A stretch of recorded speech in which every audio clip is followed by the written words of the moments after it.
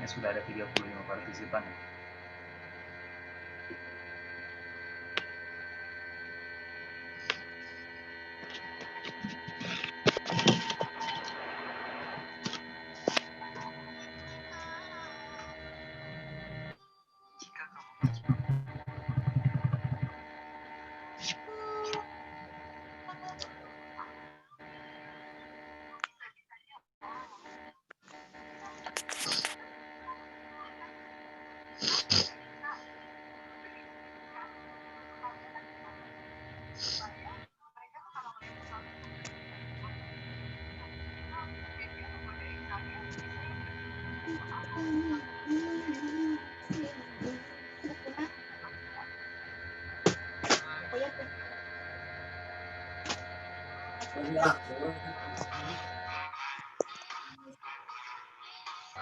Sebelum dimulai, usahakan mikrofonnya dimatikan dulu ya. Mikrofonnya dimatikan, jadi biar yang terdengar itu hanya suara materinya aja. Kemudian nanti kalau misalkan ada yang ingin bertanya atau mencoba, baru kita mikrofonnya. Jadi paham ya?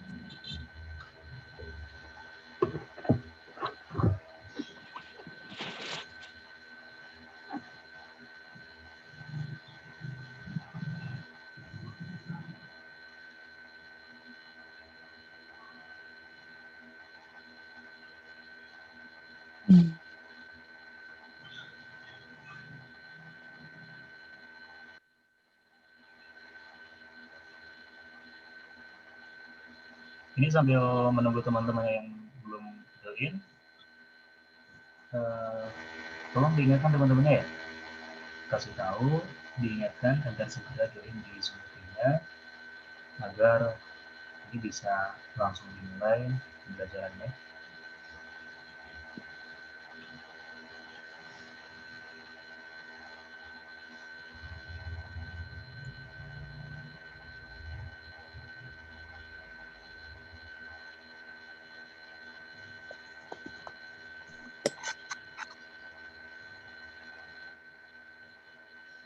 Ini sudah ada 55 partisipan ya.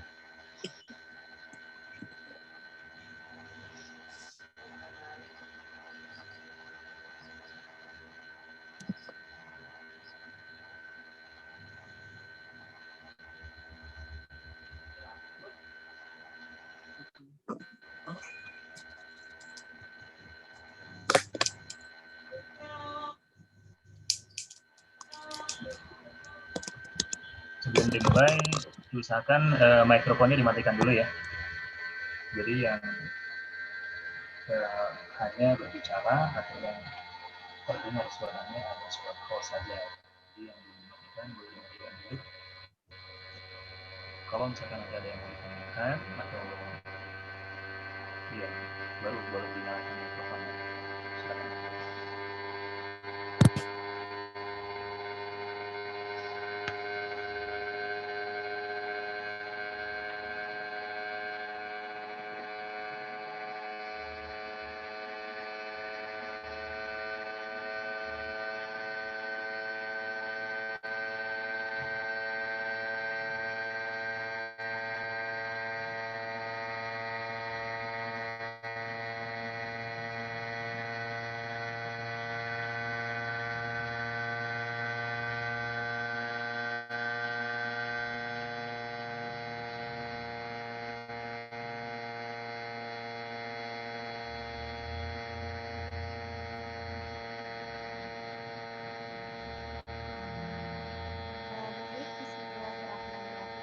Assalamualaikum warahmatullahi wabarakatuh. Waalaikumsalam warahmatullahi wabarakatuh. Apakah terdengar jelas suaranya? Sedikit berisik, Bu. Nggak kedengaran. Suaranya kecil, Bu. Suaranya Kurang kedengar, Bu.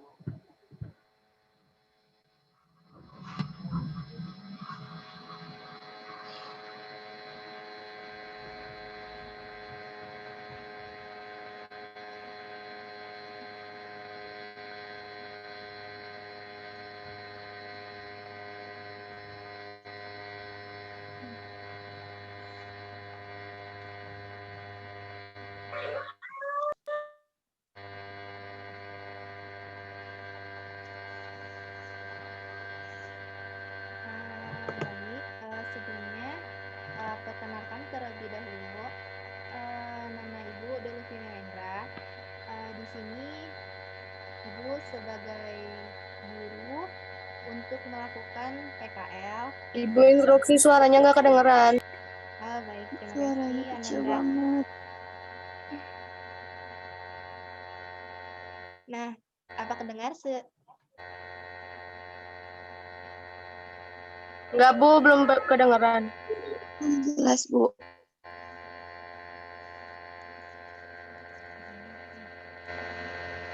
Nah, mungkin tidak terdengar jelas ya di sana, atau udah terdengar jelas? Udah sekarang. Baik. Nah, baik. Sebelumnya perkenalkan, nama saya Deluvi Mewendra. Di sini saya sebagai guru PKL, yang dimana mungkin ini adalah pertemuan pertama dan mungkin pertemuan terakhir kita. Di sini kita akan melanjutkan materi mengenai suhu dan kalor. Yang dimana di sini kita akan membahas mengenai suhu dan juga pemuaian.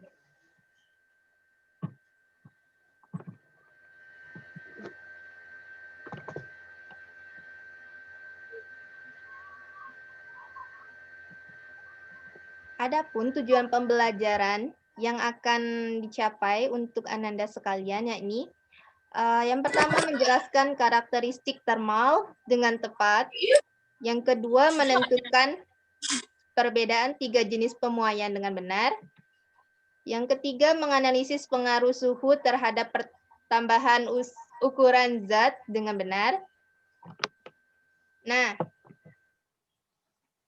pada minggu lalu kan kita sudah membahas mengenai fluida dinamis. Untuk itu, ada yang tahu apa-apa saja yang telah kita pelajari pada fluida dinamis kemarin?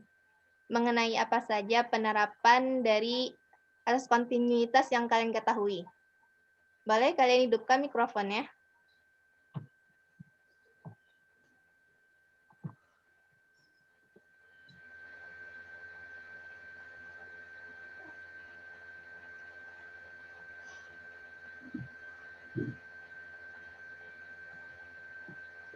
Apakah ada yang mau menjawab? Mohon izin menjawab. Iya, silahkan Ananda Sarah. Ini Bu, yang kemarin kita belajar tuh, yang pertama menentukan kecepatan dan debit semburan air pada tangki yang berlubang. Terus yang kedua, kita juga mempelajari tentang venturimeter. Yang ketiga, kita belajar tentang tabung pitot. Nah, ya. Terus yang keempat, kita belajar tentang gaya angkat sayap pesawat terbang. Nah, ya betul sekali ya, seperti yang dikatakan Ananda Sarah. Kemarin kita telah mempelajari hal-hal tersebut. Nah, untuk kali ini kita akan mempelajari dari sini. Coba Anda sekalian perhatikan dari kedua gambar tersebut. Apa yang bisa Anda deskripsikan dari kedua gambar tersebut? Boleh dihidupkan mikrofonnya untuk menjawab?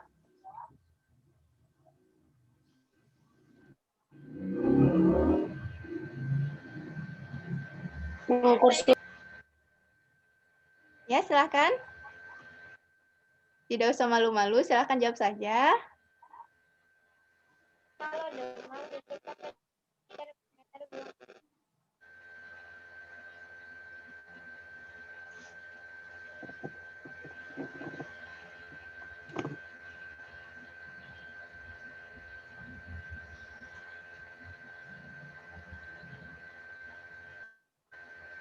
Ada yang mau mendeskripsikan?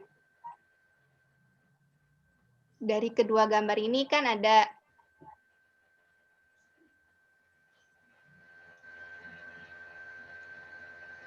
yang mau mencoba menjawab? Nah, iya, silahkan Ananda. Gambar pertama itu kayak mengukur suhu tapi manual menggunakan tangan. Ya. Sedangkan gambar yang kedua itu tuh mengukur suhu menggunakan termometer, Bu. Nah, bagus sekali. Seperti yang dikatakan Ananda Sarah, memang benar pada gambar pertama di sini ada seorang anak yang merasa demam, yang dimana dia diperiksa suhu tubuhnya menggunakan tangan. Dan selain itu, ada seorang bayi yang diperiksa suhu tubuhnya menggunakan alat ukurnya ya. Berarti dari sini kita mengetahui kan, bahwa anak tersebut kan merasa demam nih. Jadi kalau menurut Ananda sekalian, apa itu suhu? Berdasarkan kedua gambar tersebut.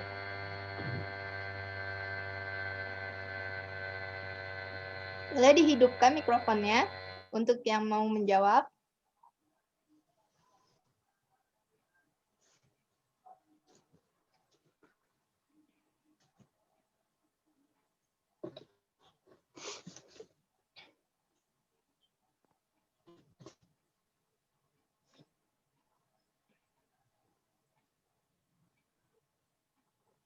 Halo? Apakah ada yang mau menjawab? Jadi berdasarkan kedua gambar di sini, kalian kan tadi ada anak temannya, salah satu temannya berkata untuk mengukur suhu tubuh menggunakan tangan ataupun alat ukurnya.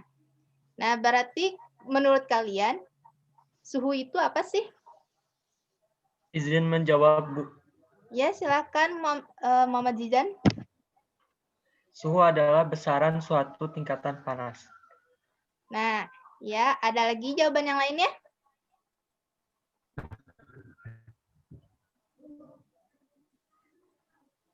Ada pendapat dari temannya yang lain? Atau setuju seperti Ananda Jidan tadi? Bu, izin menjawab. Ya, silakan Ananda Mutiara. Suhu adalah derajat atau tingkatan ukuran dingin atau panas pada suatu benda. Nah, betul sekali. Kedua jawaban dari kedua Ananda tersebut dari teman kalian benar ya. Bahwa suhu itu menyatakan suatu ukuran derajat panas atau dinginnya suatu benda. Baik itu suhu tubuh ataupun suhu yang lainnya. Dan di mana terdapat alat pengukur suhu yang kita ketahui yaitu bernama termometer. Yang seperti di sini bisa dilihat ya bahwa seperti teman Ananda sebelumnya yang mendeskripsikan dari foto ini, yang di mana pada gambar pertama di sini menggunakan alat ukur manual, termometer manual, yaitu menggunakan tangan. Sedangkan pada gambar yang kedua menggunakan ukur yang sesungguhnya atau disebut termometer digital ya.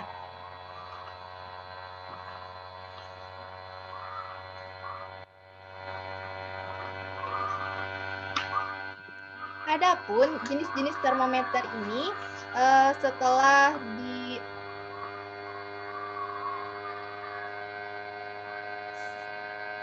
jenis-jenis termometer ini dulunya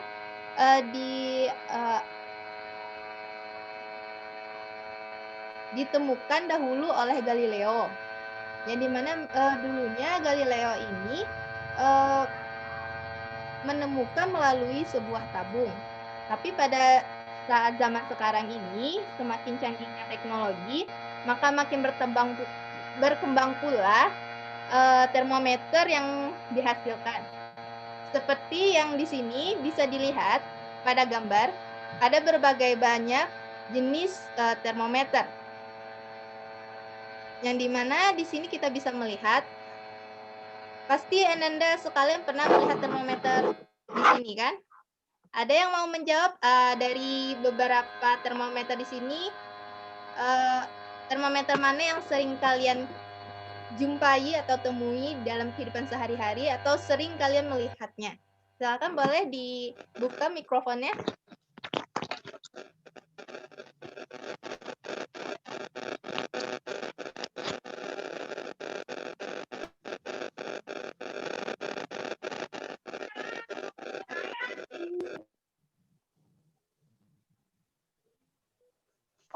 Ibu suaranya ngerebak. Kerebak. Nah, apa masih?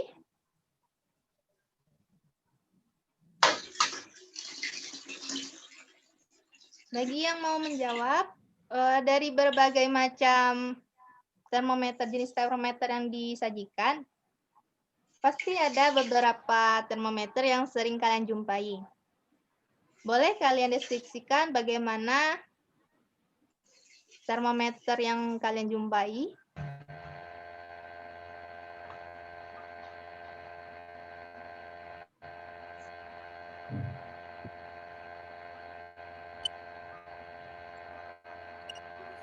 Apa ada yang mau menjawabnya?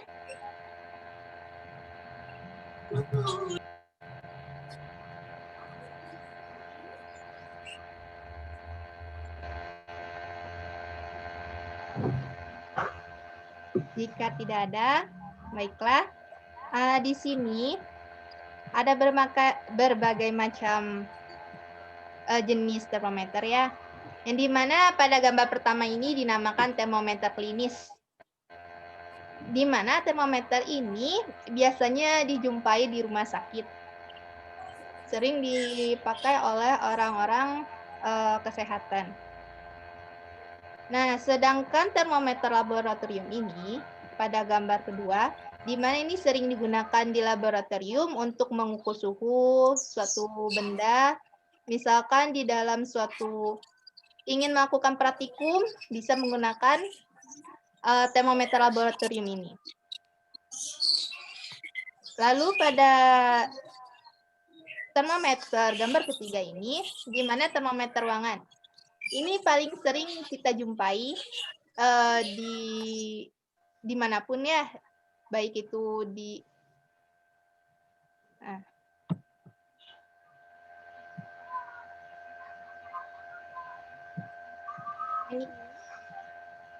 Termometer ini pasti sering kita jumpai di dimanapun itu. Di mana termometer ruangan ini pasti di setiap suatu perusahaan ataupun paling banyak pasti memang terdapat di rumah sakit pun ada ruangan termometernya, menggunakan termometer ruangan yang pastinya, dan termometer klinis pun dipakai juga memang di rumah sakit. Nah, sementara pada gambar nomor 4, yang dimana termometer digital ini, untuk semua orang bisa saja untuk mempunyainya. Di mana termometer digital ini untuk bertujuan untuk berfungsinya untuk mengukur suhu tubuh yang biasanya dimiliki oleh beberapa orang ya.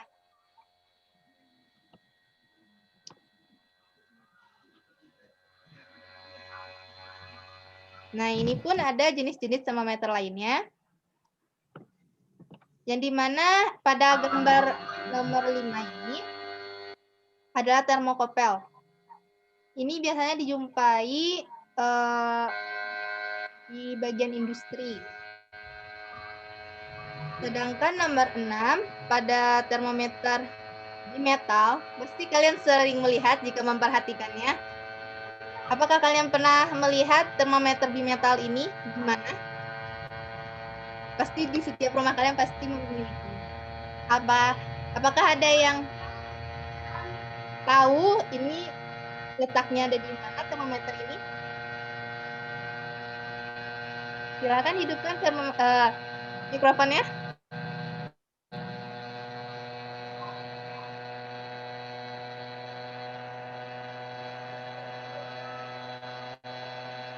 Yang bisa jawab?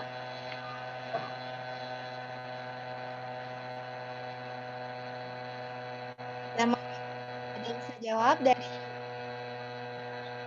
jenis termometer yang ke-6 ini, termometer bimetal?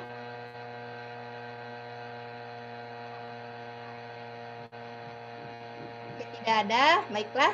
Termometer bimetal ini sering kita jumpai di oven, di gas. Nah, di sanalah tempat-tempat termometer ini untuk mengukur suatu hawa-hawa suhu yang di sana gitu. Baik, kita lanjut ke yang lain. Nah, ada pun jenis-jenis skala termometer zat cair. Pasti kalian tahu kan jenis skala termometer zat cair yang kita ketahui. Pada saat kalian SMP pasti telah mendengar jenis-jenis termometer zat cair tersebut, bukan? Dia ada memiliki 4 jenis skala termometer zat cair. Apakah ada yang tahu apa-apa saja? Izin Silakan. menjawab, Bu. Iya, silakan Ananda. Skalanya ada 4. Yang pertama ada skala Celsius, Fahrenheit, Kelvin, sama Reaumur, Bu. Nah, betul sekali seperti Ananda Sarah yang katakan bahwa jenis skala termometer ini terbagi menjadi 4, yaitu mengenai Celsius, Fahrenheit, Kelvin, serta Reaumur. Yang dimana pada jenis skala termometer zat cair ini memiliki titik beku dan juga titik didih yang berbeda. Yang dimana seperti bisa dilihat pada slide, pada titik beku air pada Celsius menunjukkan suhu 0 derajat Celsius. Sedangkan titik didih airnya yaitu sebesar 100 derajat Celsius. Sedangkan yang lainnya seperti Fahrenheit memiliki titik beku air sebesar 32 derajat Fahrenheit dan titik didihnya 212 derajat Fahrenheit. Dan juga begitu pula dengan Kelvin dan Reaumur. Titik bekunya 273 Kelvin, yang dimana titik didih airnya 373 Kelvin. Sedangkan untuk Reaumur, titik beku airnya yaitu 0 derajat, dan juga titik didih airnya sebesar 80 derajat Reaumur. Nah, Untuk perbandingan dari skala termometer zat cair ini, bisa kita lihat bahwa dari hasil gambar termometer yang sebelumnya, di mana titik lebur Celsius tadi kan 0 derajat, Reaumur 0 derajat, Fahrenheit 32 derajat, dan juga Kelvin 27,3 Kelvin. Sementara titik didihnya seperti yang dikatakan tadi, 100 derajat, 80 derajat, 212 derajat, serta 37,3. Sementara jumlah skala yang di sini merupakan hasil dari pengurangan dari titik didih dan dikurang titik leburnya, sehingga didapatkan hasil yang di depan sini. Yang di mana titik didih dikurang titik lebur pada Celsius sama dengan 100, Reaumur 80, Fahrenheit 180, serta Kelvin 100. Yang di mana jika kita membandingkan, kita bisa membaginya, sehingga didapatkanlah perbandingan skala itu 5 pada Celsius, 4 pada Reaumur, Fahrenheit 9, dan juga 5 pada Kelvin. Sehingga pasti kalian pada saat dulu di SMP memakai rumus yang dimana seperti di sini, perbandingan Celsius dan Reaumur, misalkan hubungannya, untuk mencari Celsius berarti kalian menggunakan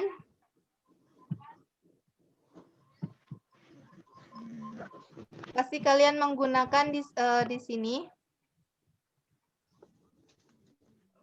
Kalian menggunakan, jika ingin mencari Celsius, berarti kalian 5/4 dikali dengan yang diketahui dari suhu Reaumurnya, ataupun yang lainnya ya, seperti yang pernah kalian belajar saat SMP dulu.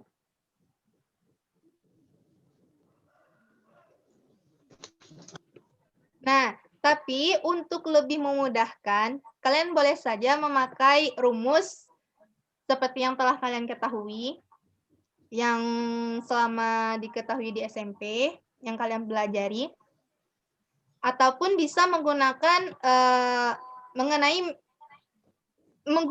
metode XY.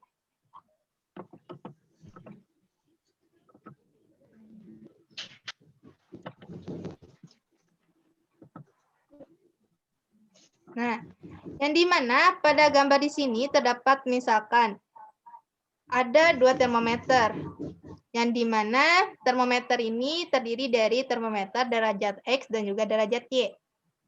Untuk titik bekunya sama, terletak di bagian bawah, dan titik didihnya di bagian atas. Nah, untuk rumusnya sendiri, itu bisa dengan seperti gambar di sini, yang dimana XA dikurang X dibagi XB, XA dikurang XB, sama dengan YA dikurang Y dibagi YA dikurang YB. Seperti seperti rumus di depan. Yang dimana jika kalian menggunakan rumus yang telah kalian pelajari, boleh.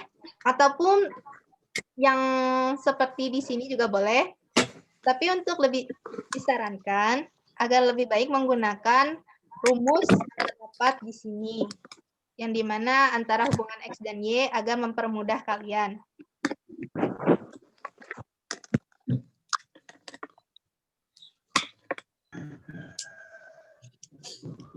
Nah, kita lanjut. Di sini kita akan melakukan simulasi konversi suhu. Yang dimana di sini ada konversi suhu dari Celsius untuk mengetahui berapa nilai dari Reaumur, Fahrenheit, serta Kelvinnya. Boleh Ananda menyarankan berapa Celsius yang ingin dimasukkan?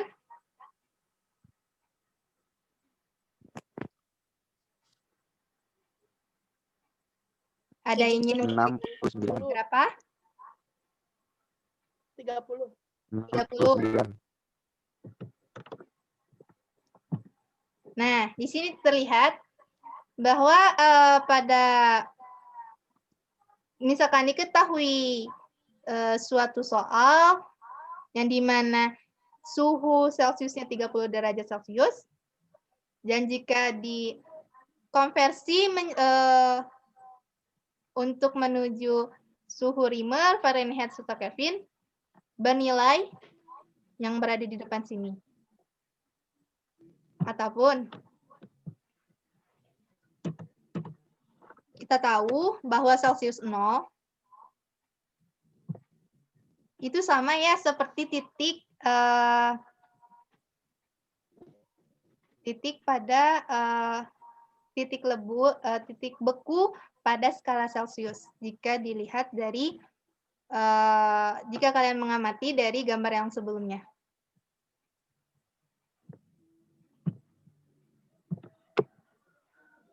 Nah, langsung saja kita masuk pada contoh soal. Sebuah skala suhu dalam derajat A dikalibrasi sehingga es melebur pada suhu minus 20 derajat A dan air mendidih pada suhu 140 derajat A. Jika suhu sebuah benda adalah 30 derajat Celcius, maka suhu benda itu dalam derajat A adalah. Nah, di mana kita mengetahui pada es lebur, pada skala A, es melebur pada saat minus 20 derajat Celcius. Serta ketika dia mendidih, berada pada suhu 140 derajat Celcius. Sedangkan pada skala Celcius di sini, pada soal, es leburnya yakni 0 derajat Celcius, sedangkan titik didihnya 100 derajat Celcius. Kita bisa menggunakan rumus seperti hubungan X dan Y untuk mempermudah dalam pengerjaannya. Di mana kita tinggal memasukkan dari rumus yang telah kita ketahui tadi ke dalam sini, disubstitusikan. Yang dimana 140 derajat ini adalah merupakan air didih pada skala A dikurang dengan titik lebur skala A dibagi dengan air didih pada skala A dikurang dengan 0 itu merupakan dari leburan dari skala asli. Nah, tinggal dimasukkan saja apa yang ingin diketahui, yaitu kan mengenai A. Kita letakkan saja sebagai, kita katakan itu adalah X di sini. Seperti bisa dilihat, X min dikali dengan min 20 dibagi 30 min 0. Yang dimana setelah didapatkan hasilnya, dari hasil sini menjadi 160 dikurang 100 sama dengan X plus 20 dibagi 30. Yang dimana di sini kita tinggal kali silang saja. 100 dikali dengan X plus 20 sama dengan 160 dikali dengan 30.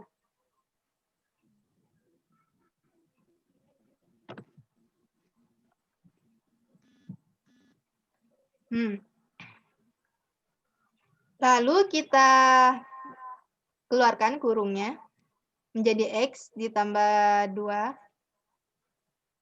20 ya, maaf di sini salah. Sama dengan 480 dibagi 100 dipindah ruaskan. Dan mendapatkan hasil X plus 2 sama dengan 48. Karena di sini tadi harusnya 20. Berarti 48 dikurang 20.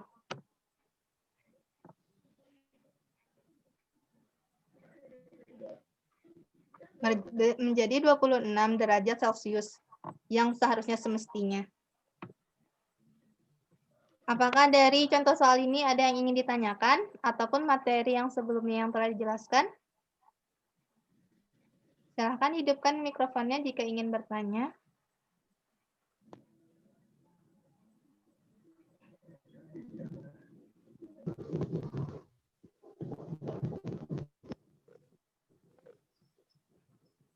Apakah ada yang ingin bertanya? Yang ingin ditanyakan?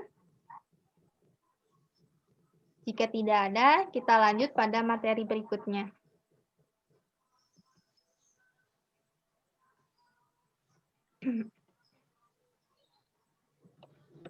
Nah, coba kalian perhatikan dari gambar di sini.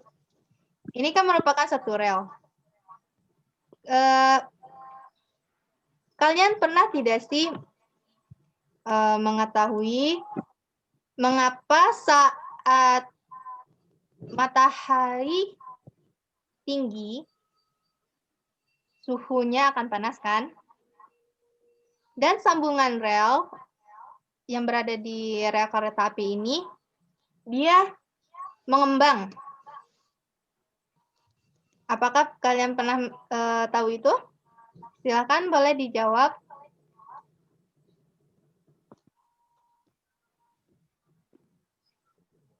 Atau kenapa sih pada saat matahari sudah siang atau suhu tinggi, rel tersebut mengembang? Apa sih, kenapa sih gitu? Ada yang mau menjawab?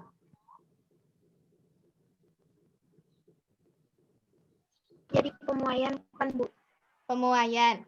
Ada yang berpendapat lain? Atau semuanya sama seperti Ananda Rahma? Boleh dihidupkan mikrofonnya jika memiliki pendapat lain ataupun setuju dengan temannya.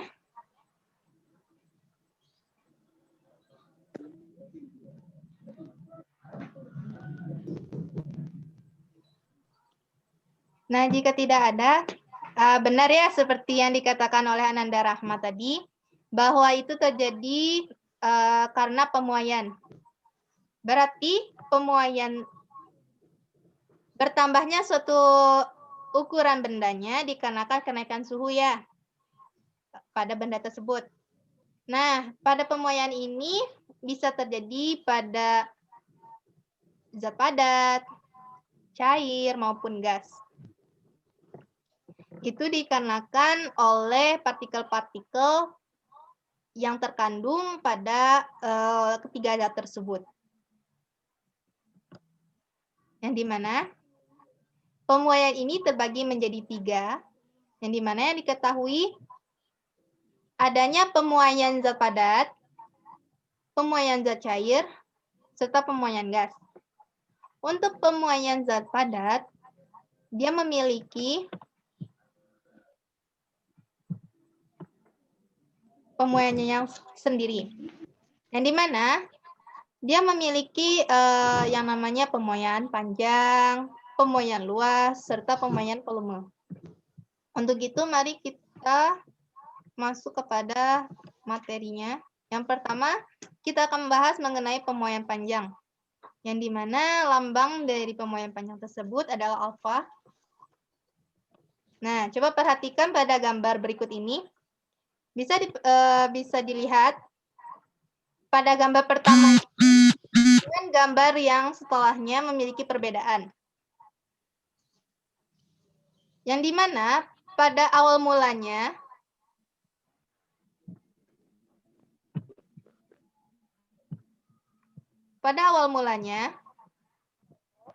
di sini dia memiliki panjang awal.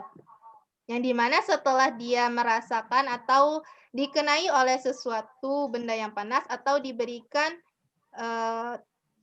suatu suhu akan dibakar, dia akan mengalami pertambahan panjang. Yang dimana bisa dilihat di sini awal mulanya. Nah, pemuaian panjang di sini itu diakibatkan oleh suhu. Jadi koefisien muai panjang pada alfa ini menyatakan seberapa besar pertambahan panjang suatu zat setiap satuan panjang suhunya ketika naik 1 derajat Celcius. Yang dimana dari rumus bisa diketahui bahwa kalau ingin mencari koefisien muai panjang suatu benda, bisa menggunakan rumus ini, yang dimana delta L dibagi LO dikali delta T. Ataupun untuk mengetahui suatu panjang suatu suhu tertentu, bisa menggunakan panjang mula dari suatu benda dikalikan dengan 1 ditambah koefisien panjang dikalikan dengan delta T atau suhunya.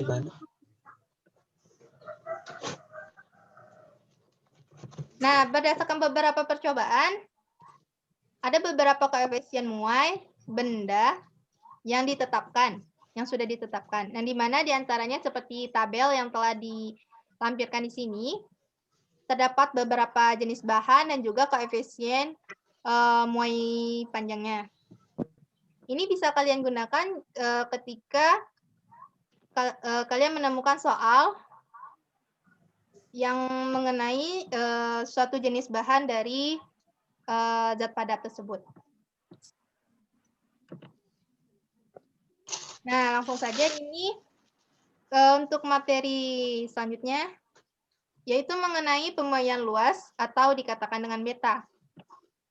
Yang dimana bisa dilihat di depan sini terdapat gambar yang dimana sebelumnya suatu plat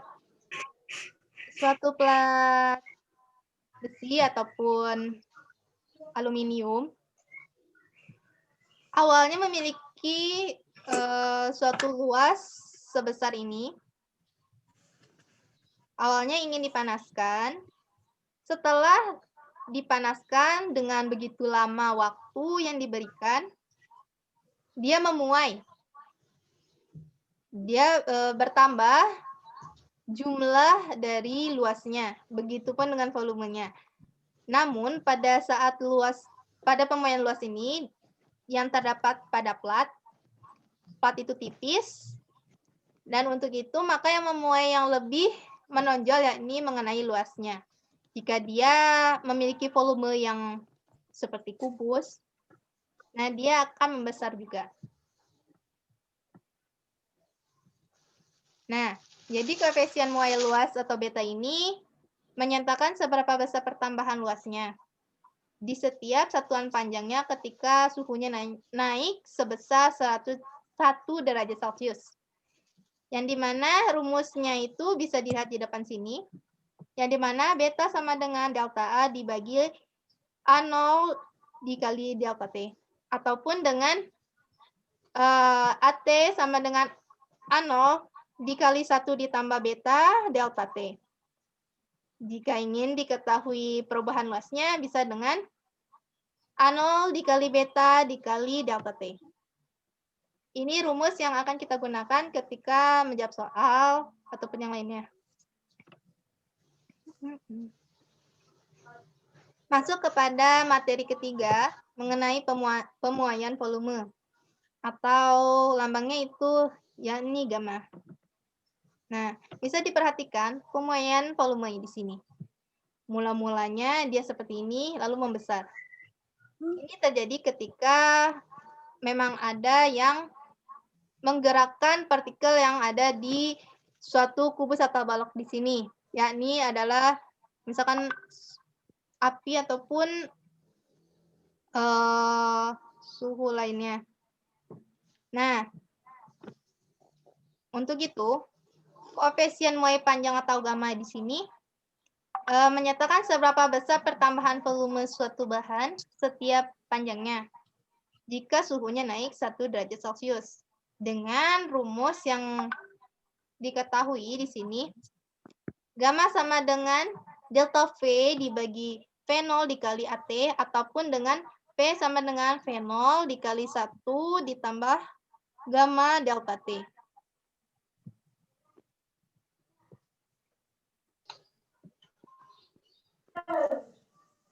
Apakah dari pemuaian zat padat tadi ada yang ingin ditanyakan?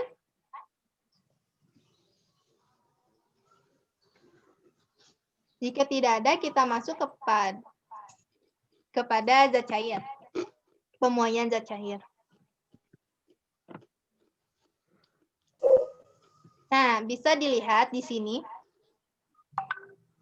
Pada gambar A di sini memiliki suatu bejana ataupun tabung ataupun gelas ukur yang dimana berisi suatu air, zat cair, yang mula-mulanya memang diisikan saja.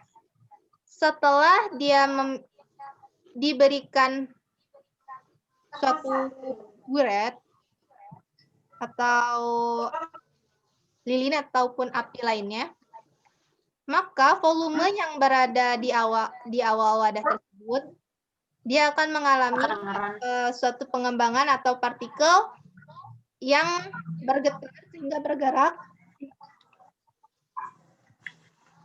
yang melebihi dari seharusnya, yang dimana dia dikarenakan oleh partikel tersebut bergerak karena adanya kenaikan suhu yang terjadi ketika dia dikenai oleh buret tersebut. Sehingga pemuaian zat cair itu terjadi pada saat zat cair dipanaskan. Pada zat cair tidak melibatkan muai panjang ataupun muai luas. Karena di sini kita memakai zat cair, maka yang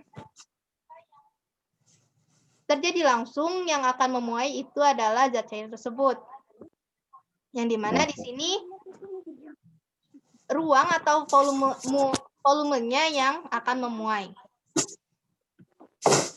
Sehingga volumenya, rumusnya yang ini V sama dengan V0 dikali 1 ditambah dengan gamma dikali delta T.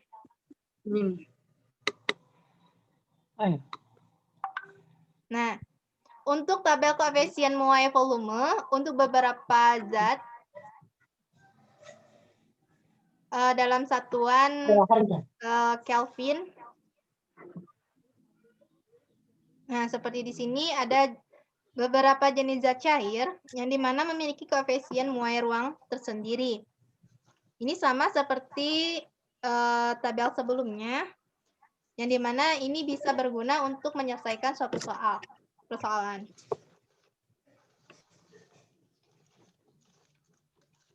Kita masuk kepada pemuaian gas. Nah, bisa diperhatikan dari gambar di sini. Mula-mula, botol yang diikatkan oleh balon, di mana botol tersebut ditaruh di dalam wadah yang berisi dengan air dingin. Bisa kalian lihat di sini pada saat dia memiliki wadah tersebut diisi dengan air dingin, maka balon yang di sini ataupun gas yang terdapat di dalam botol tidak terjadi apa-apa. Nah, sedangkan air dingin yang diganti dengan air panas, maka partikel yang berada di dalam botol ini akan bergetar dan menjadi lebih banyak sehingga mengakibatkan menguap sehingga gas-gas naik dan juga balon tercipta. Nah, di mana pemuaian gas ini bisa terjadi saat dipanaskan ya. Pada pemuaian gas ini pun bisa terjadi pada semua gas. Dan hanya gas dikenal sebagai muai ruang atau volume. Pemuaian pada gas terjadi karena adanya kenaikan suhu. Makanya di sini bisa dilihat ketika air dingin, bisa kita ketahui bahwa ketika air dingin pasti suhunya rendah. Ketika air panas suhunya adalah tinggi. Oleh karena itu, partikel yang ada di botol bergerak sehingga terciptalah balon yang ada di botol di sini. Sehingga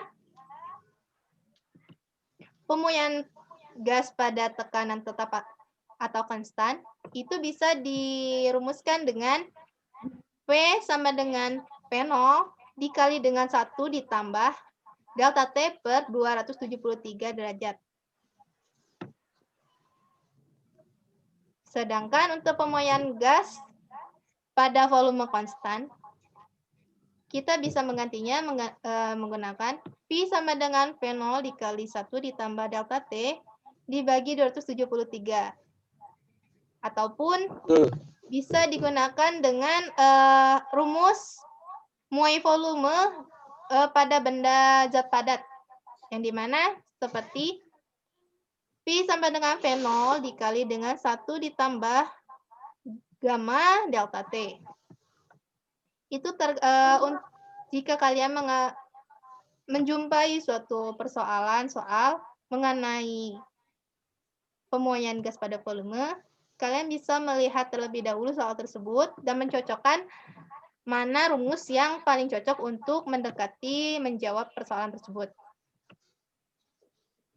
Nah, setelah materi yang telah disampaikan mengenai pemuaian, apakah ada yang ragu ataupun yang tidak paham, boleh ditanyakan?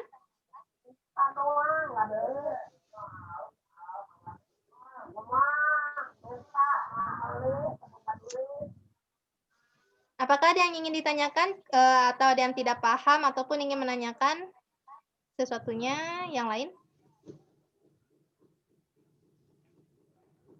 Jika tidak ada, kita langsung saja kepada contoh soalnya. Iya, silakan.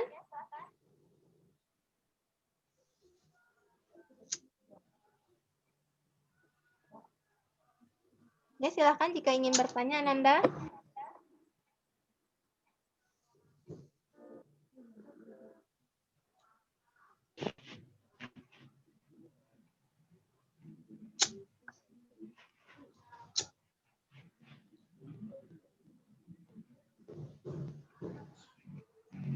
Apakah jadi ingin bertanya?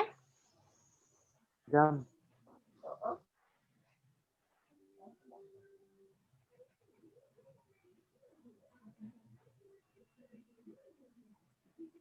Jika tidak ada, kita lanjut saja pada contoh soal.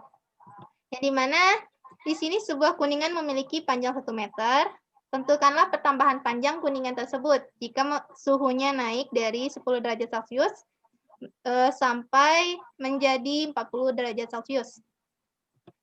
Yang dimana kita ketahui pada panjang mulanya yakni 1 meter. Dengan selisih suhunya kita bisa mengurangi dari 40 derajat Celcius dikurang dengan 10 derajat Celcius menjadi 30 derajat Celcius dan kita ubah menjadi Kelvin. Sementara koefisien kuningan seperti yang telah dijelaskan pada tabel sebelumnya, yakni sebesar 19 dikali 10 pangkat min 6 Kelvin. Yang ditanya adalah pertambahan panjangnya. Kita jawab. Yang dimana rumusnya tadi adalah delta L sama dengan alfa dikali dengan panjang mula dikali dengan selisih suhunya. Lalu kita masukkan nilai dari masing-masing dari yang ditanyakan tadi. Yang dimana 19 dikali 10 pangkat min 6 Kelvin dikali dengan 1 meter dikalikan dengan 303 Kelvin. Menjadi hasilnya 5,76 dikali 10 pangkat min 3 meter. Dari contoh soal ini, adakah yang ingin ditanyakan? Jika tidak, kita langsung saja pada contoh soal selanjutnya. Yang dimana sebuah bejana tembaga dengan volume 100 cm3 diisi penuh dengan air pada suhu 30 derajat Celcius. Kemudian keduanya dipanasi hingga suhunya 100 derajat Celcius. Jika alfa tembaga adalah 1,8 dikali 10 pangkat min 5 derajat Celcius, dan sedangkan gamma airnya adalah 4,4 dikali 10 pangkat min 4 derajat Celcius, berapakah volume air yang tumpah pada saat itu? Kita ketahui pada fenol tembaga itu sama saja dengan fenol airnya. Sehingga di sini nilainya sama, yaitu 100 cm3. Serta untuk selisih suhunya, yakni sebesar 70 derajat Celcius. Koefisiennya 1,8 dikali 10 pangkat min 5 derajat Celcius. Koefisien dari gamma itu sendiri, yakni 5,4 dikali 10 pangkat min 5 derajat Celcius. Serta gamma dari air, 4,4 dikali 10 pangkat min 4 derajat Celcius. Serta yang ditanyakan adalah volume air yang tumpah. Untuk menjawabnya, kita akan mencari terlebih dahulu untuk tembaganya. Yang dimana, seperti yang telah dirumuskan sebelumnya, Vt sama dengan V0 dikali 1 ditambah gamma dikali delta T. Langsung saja kita masukkan dari masing-masing nilainya. Yang dimana 100 dikali 1 ditambah 5,4 dikali 10 pangkat min 5 dikali dengan 70. Dan didapatkan hasil dari Vt untuk tembaga, yakni 100,378 cm3. Sedangkan untuk airnya, kita masih menggunakan rumus yang sama, yakni V0 dikali 1 ditambah gamma dikali delta T. Langsung saja dimasukkan nilainya menjadi 100 dikali 1 ditambah 4,4 dikali 10 pangkat min 5 dikali 70. Dan didapatkan hasilnya 103,08 cm3. Jadi, untuk mengetahui volume air yang tumpah itu, kita kurangi saja antara Vt air dengan Vt tembaga. Sehingga 103,08 dikurang 103,378 dan hasilnya 2,702 cm3. Adapun contoh soal lainnya, air sebanyak 2 liter bersuhu 20 derajat Celcius dipanaskan dalam panci jika suhunya 50 derajat Celcius. Berapakah volume air yang dipanaskan? Di sini kita telah mengetahui apa saja yang telah diketahui dari soal. Nah, untuk menjawabnya seperti yang tadi, rumus yang tadi sama, P0 dikali 1 ditambah lambda delta T. Dimasukkan nilainya menjadi 2 dikali 1 ditambah 210 dikali 10 pangkat min 6 dikali 30. Sehingga hasilnya yang didapat adalah 2,0126 liter.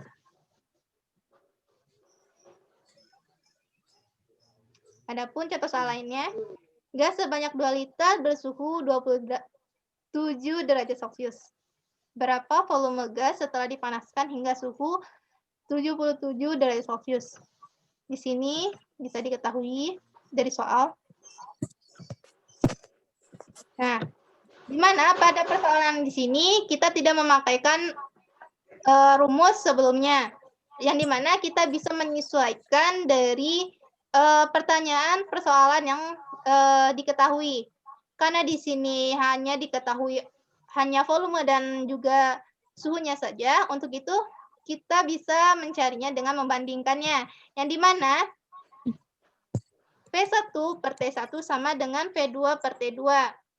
Kita masukkan nilainya sehingga menjadi 2 per 300 sama dengan P2 dibagi 350 dikali silang sehingga hasilnya mendapat P2 menjadi 2,33 liter. Mungkin cukup sekian.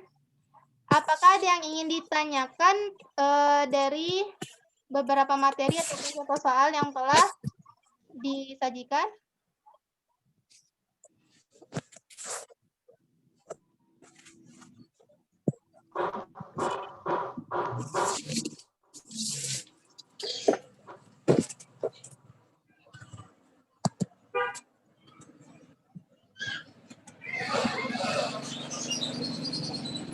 Jika tidak ada, mungkin kita tutup pembelajaran kali ini dengan membaca Alhamdulillah. Alhamdulillah. Alamin. Alhamdulillah. Alhamdulillah. Ada absennya nggak? Untuk absen nanti dibuka di Google Classroom ya. Ya, Bu. Siap, Bu.